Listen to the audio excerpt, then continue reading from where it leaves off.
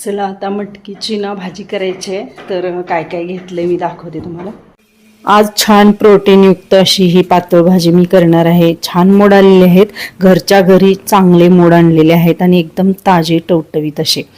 तर माझा चेहरा तुम्हाला सुजल्यासारखा दिसला असेल, कारण ना गेले 8 दिवस झाले माझी तब्येत बरी नव्हती आणि काय झालं होतं ते पण सांगते तुम्हाला।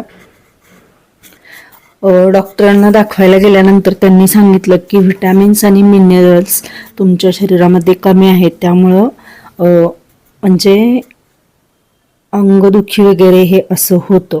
माझा एक पाय कंप्लीट दुखत होता, त्यामुळं निदान करण्यासाठी मी डॉक्टरांच्याकडे गेलेले, तर तिथं त्यांनी तसं सांगितलं आणि त्यामुळं चेहऱ्यावर वगैरे सुद्धा सूज कशामुळे आली आहे, तर जे औषधांचे डोस दिलेले आहेत, गोळ्या आणि इंजेक्शन एकच दिलं पण गोळ्या दिल्यात, तर त्या गोळ्यांमुळं थोडंसं माझ्या चेहऱ्यावरती सूज आल्यासारखी झाली। त्यामुळे मी व्हिडिओसुद्धा केलेले नाही आहेत या 8 दिवसामध्ये।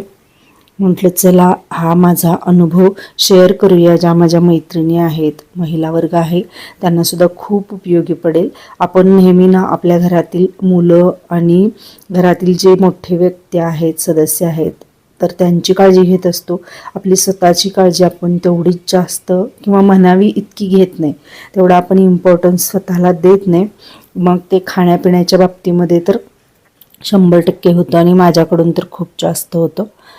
तर आता ठरवलंय की चला बास, आता आपण स्वतःकडं पूर्णपणे लक्ष द्यायचे, तब्येतीकडं पूर्ण लक्ष द्यायचं आणि त्यामुळं आपली तब्येत सुधारण्यासाठी पण मदत होईल आणि ज्या काही शरीरामध्ये कमतरता आहेत त्या भरून काढण्यासाठी डॉक्टर जे काही सांगतील ते उपाय तर मी करणारच आहे। पण व्हिडिओच्या माध्यमातून मला ना सांगण्याचा म्हणजे योग म्हणा किंवा सांगण्याचा हा माझा उद्देश आहे की माझ्यासारखं तुम्ही करू नका, आपल्या तब्येतीकडे छान चांगले लक्ष द्या आणि आरोग्य